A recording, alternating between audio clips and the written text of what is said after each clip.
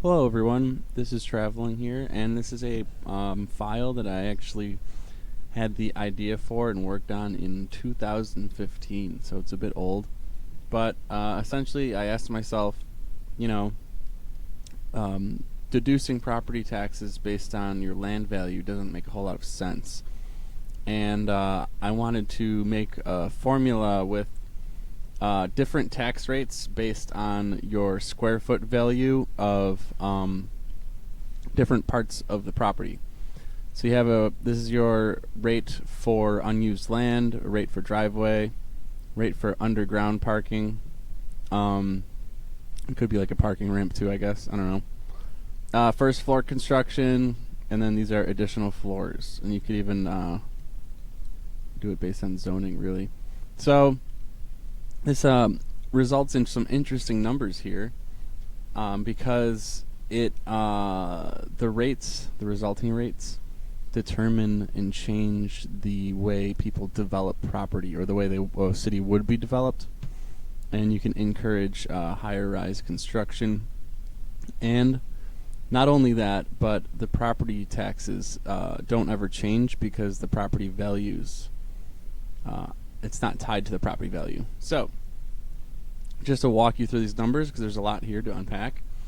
This would be very low density suburbia. There's a lot of unused land, so you're paying a lot of property tax for it. Now, mind you, this would be like in like a city.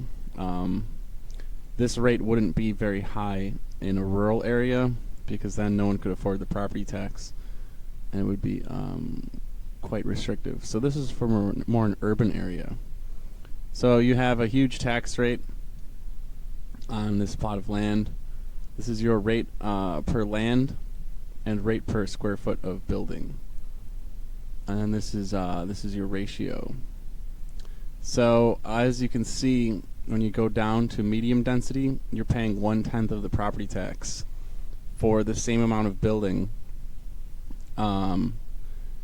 It's the building size is the same, but the building is 3 stories instead of 2 stories, and you don't have all this unused land. So your rate works out to be 1/10, even though the land size, the land area, is 1/10. And then the low density and the high density are the same land area, but this is 15 stories with a underground parking lot. And this rate ends up to be half of the medium density and 1/20th of the low density. So this is per square foot. It's 1/20th the tax rate per square foot, but your total taxation is still 4 times higher than the undeveloped land. So it's just very interesting with these pie charts here. You can notice you're paying quite a bit for unused land, and then parking lot, and then this is your actual house, is these two here. Medium density, the land is much lower slice, and then this is your building. And then here you have very little unused land, so that's this tiny blue slice, and then this is the rest of it. But this is the really interesting statistic right here. Notice the rate per land is about the same, but then the rate per building square foot is significantly decreased. And that's because you're penalized for not using land, and you are encouraged to build up. But as you build up, you still pay more with the additional floors. So this has a lot of square foot. And yeah, anyway, I hope you enjoyed this little presentation. It's kind of an interesting thought exercise.